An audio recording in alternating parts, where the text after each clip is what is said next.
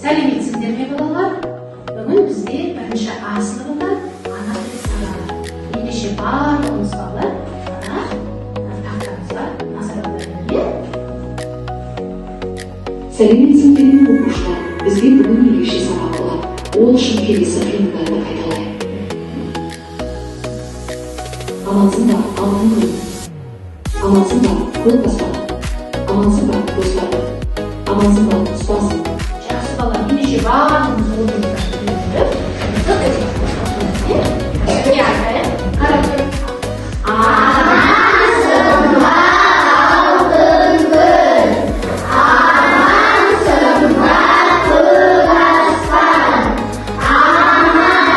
ба, ұстазым. Тамаша балалар, біз бір-бірімізбен амандасып алдық. Жайғасайық. Ал балалар, біз бір-бірімізбен амандасып алдық. Енді балалар, біз өткен тақырыпты есімізге түсіріп алайық. Ал бірінші сұрақ. Балалар, өткен мәтін балалар не туралы? Көктем туралы дұрыс айтасыздар балалар. Келесі балалар, көктем мезгілінде ауа райы қандай болады? Келесі балалар, жылы жақтан нелер келеді? Құстар келеді. Құстар қалай ұшып келеді балалар? Қанатымен.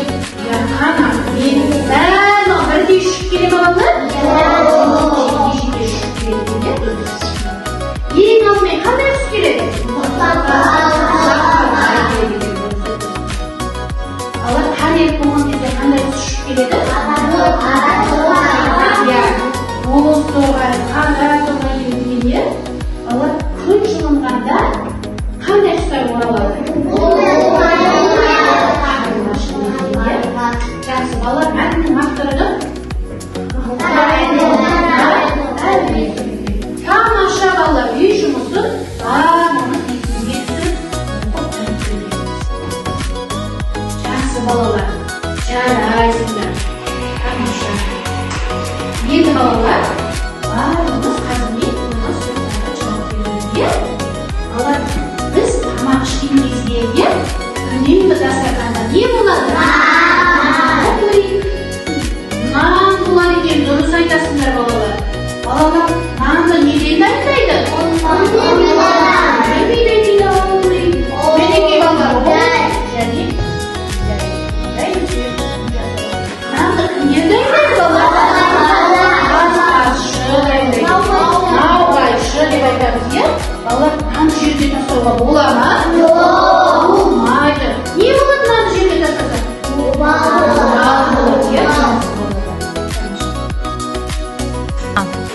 Балалар, енді тақтарға назар аударайық.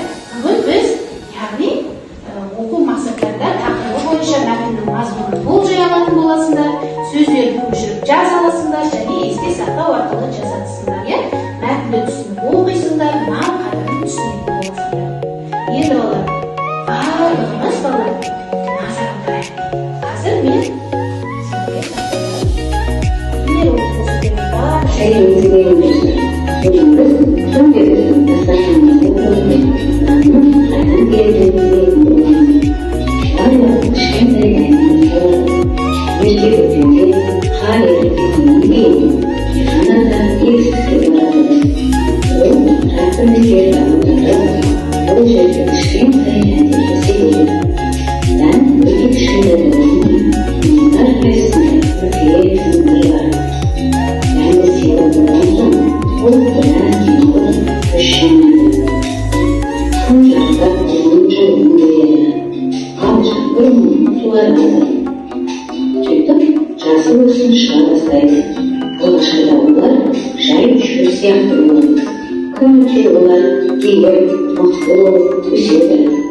Сөйтіп, бидай бар егістікті жасыл креммен жабады. Бірнеше ай өткен соң жасыл бидайы биік болып өседі. Ал бидай сары түске боялғанда ол бидайдың піскенін білдіреді. Бидай жинауға дайын. Диқандар егістікке зарлы келеді. Ол енді трактормен емес, үлкен комбайнмен келеді. Комбайн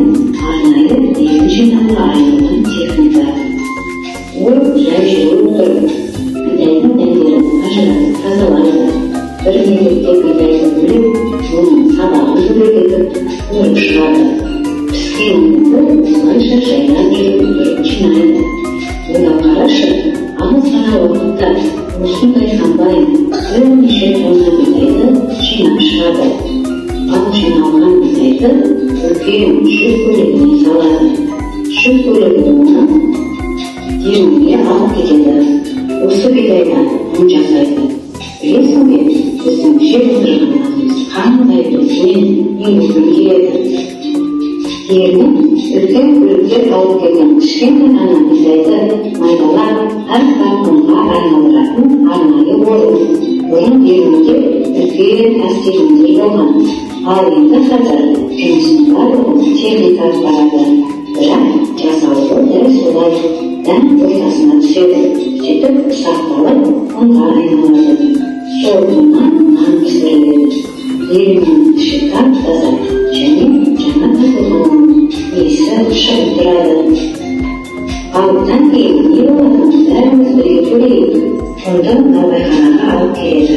Онда наубайшы ұнға кішкене тұз, ашытқы салып, су құйып, оны жақсылап араластырып ашытады. Жұмсақ қамыр дайындайды. Бұл дәмді нанды пісірудің бастамасы. Қамыр көтерілгеннен кейін оны ыстық пешке салады.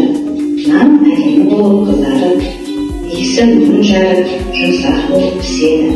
Піскен нандарды дүкендерге жеткізеді. Немесе бірден дастарханға қояды.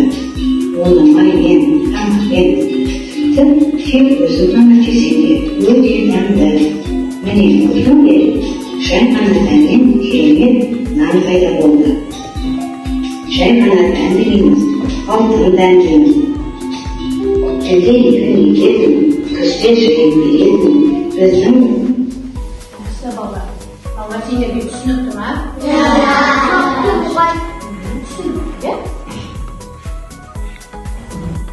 Ендеше балалар, барлығымыз кітабымызды алпыс екінші бетіне шығарамыз. Алпыс екінші бетіне шығарамыз кітабымызды. Бүгінгі балалар мәтін не туралы болады деп ойлайсыңдар? Ендеше балалар мәтіннің тақырыбын оқи қойыңдаршы. Нанды қадірлейік деп тұр. Жақсы балалар, енді барлығымыз нанды қадірлейік тақырыбындағы мәтінді ең бірінші балалар тыңдамайды. Дайынсыз ба? Нанды қадірлейік нан еңбекпен табылады. Диқандар көктемде жерге тұқым себетін оған егіліп шығады. Оны жаз бойы күтіп баптайды. Күзде астықты комбайнмен орып. Содан соң мәшинемен қабылдау орындарына жеткізеді. Бидайдан ұн тартады, ұннан неше түрлі нан пісіреді. Бұның бәрі адамдардың еңбегі, сондықтан да нанды қадірлеуіміз керек. Жақсы балалар. Енді біз қазір өзіміз әр топтан бір баладан оқып шығайық, иә? Қайны бірінші топтан кім оқимын дейді? Кім оқимын? Ал, жақсы, Айзере оқи ғой. Нан еңбекпен табылады. Диқандар көктемде жерге тұқым себеді. Одан егін өніп шығады. Оны жаз бойы күтіп баптайды. Күзде астықта комбайнмен орып алады. Содан соң мәшинамен қабылдау орындарына жеткізеді. Бидайдан ұн тартады. Ұннан неше түрлі нан пісіреді. Мұның бәрі адамдардың еңбегі. Сондықтан да нанды қадірлеуіміз керек. Нан еңбекпен табылады. Диқандар көктемде жерге тұқым себеді. Одан егін өніп шығады. Оны жаз бойы күтіп баптайды. Күзде астықты комбайнмен орып алады.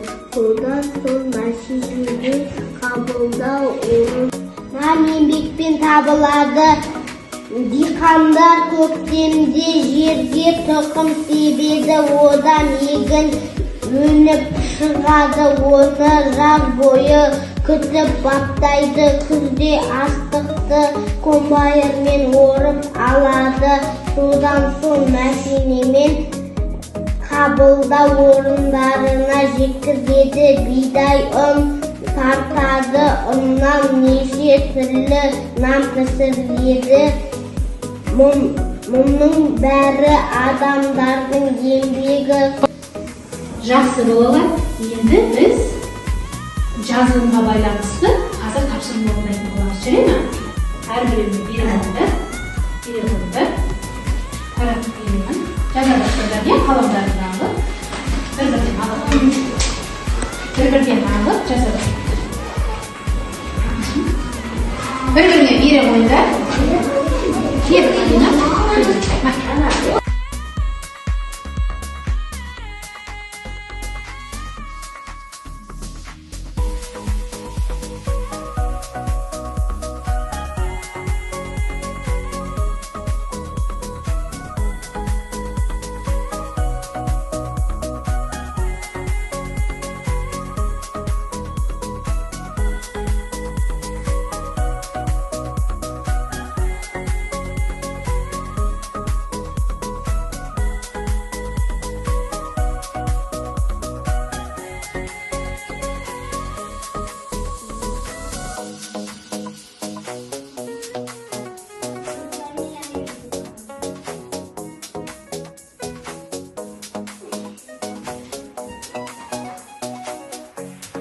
Балалар, бізге тақырыпқа байланысты ереже берілген.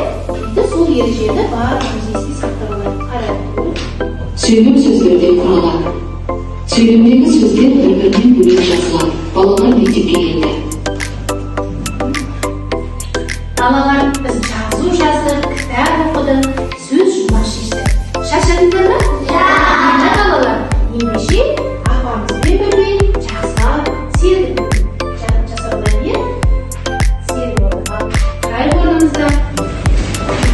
Алғанмен жасаймыз. Дәмді үлкен бауырсақ. Ұнымызды елейміз. Бауырсақты сағынсақ. ұн түйін шашпаймыз. Аяқпенен баспаймыз. Ас адамның арқауы. Ойымызға сақтаймыз. Ал балалар, енді бізде топтық жұмыс бар екен, иә?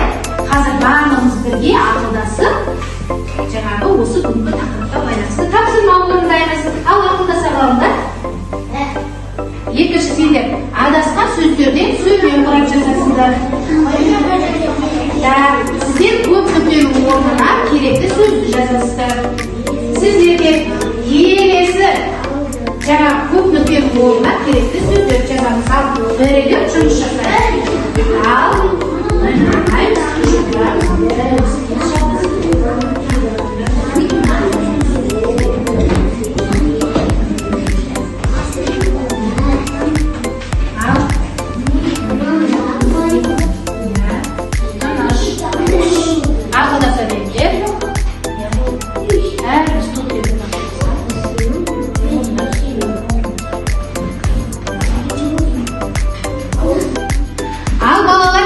топта бізде сурет бойынша сөйлемдер құрап жазу керек болған. Ал оқи қоямын. Адамдар Тамаша, Алина оқи. Адамдар дүкеннен тамақ алады. Жақсы, тамаша. Отырамыз. Ал балалар, бізде екінші топта адасқан әріптерден сөйлем құрап жазу керек. Араяна отырып.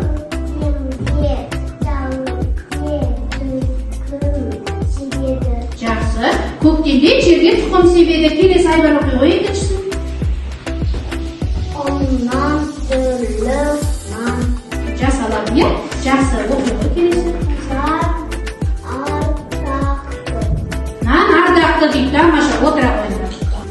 Үшінші топта балалар, көп нүктенің орнына керекті сөз қою керек болған, иә? Ал нанды теппе дейді. Ал Нарина.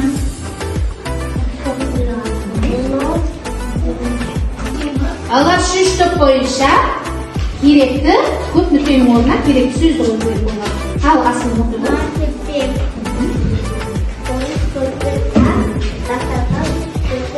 Тамаша, отыра қойыңдар. Балалар төртінші топта да көп нүктенің орнына сөз қою керек болған, е? Ал оқи қойыңдар. Ас атасынан нан бар жерде ән бар. Тамаша. Балалар, енді тақтаға назар аударайық. Bizde сөзшін бар делген не бүгінгі тақырыпқа байланысты. Бірінші сұрақ біздегі дәмді дақыл дейді. Қандай дәмді дақылды білесіңдер? Одан біз ас пісіріп ішеміз таңғы астан. Өзі сары, тары дұрыс айтады. Келе ғой жалғас ендешес оны тақтаға жазайын. Тары дұрыс айтасыздар. Балалар, біз барлығымыз тарыны білеміз ғой, иә? Ол өте адамның ағзасына пайдалы ас екен. Мінекей қараларына иә? Тары. Тамаша. Келесі сұрақ бізде балалар. Жер жыртатын құрал. Соқа, дұрыс айтады. Келе ғой Айзере қолы көтеріп отырген соқа жазады. Соқа жазады. Мінекей балалар, иә? Соқа бізде жер жыртатын құрал екен. Тамаша. Енді балалар, бізде келесі сұрақ отыра ғой. Келесі сұрақ астық кептіретін орын. Қырман, дұрыс айтады. Келе ғой. Қырман екен. Астық кептіретін орын жаза ғой. Қырман. Мінекей балалар, астық кептіретін орын бізде қырман деп аталады екен. Қырман. Тамаша. Келесі балалар, астық оратын мәшине. Дұрыс айтады. Келе ғой. Мінекей балалар.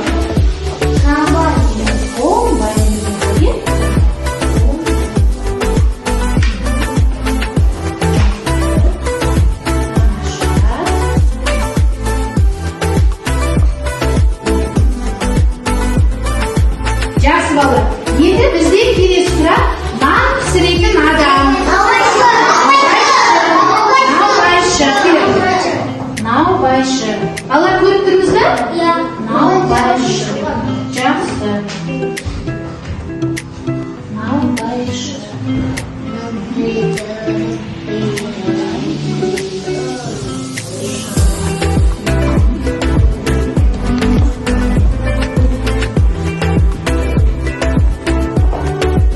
Балалар, біз бүгінгі сабағымызды қорытындылау мақсатында барлық сұрақтарға назар аударайық. Балалар маған сұраққа жауап беру арқылы себепке нан бөліктерін жинап беріңдерші. Балалар, сұраққа назар аударайық. Бүгінгі сабақта не үйрендік?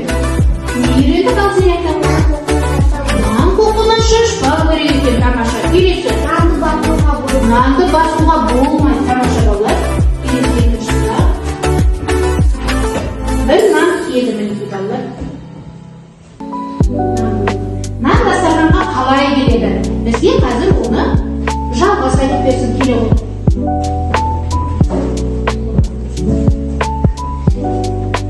Жерді қазып, кішкентай дәндерді егеді. Сосын біраз күннен кейін оған су құяды. Сосын одан жасыл бидай шығады. Сосын біраз күннен кейін бидайы сары болғанда ол пісті деген сөз. Оны комбайнмен жинап машинаға салады.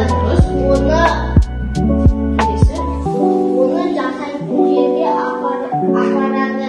Оның наубайшы нанды пісіріп илеп жасайды. Сосын оны дүкенге апарады. Дүкеннен не істейді балалар оны? Жақсы жалғас отыра ғой. Келесі сұрақ балалар. Мінекей, нанның екінші бөлігін жинастық, иә балалар? Енді келесі сұрақ бізде.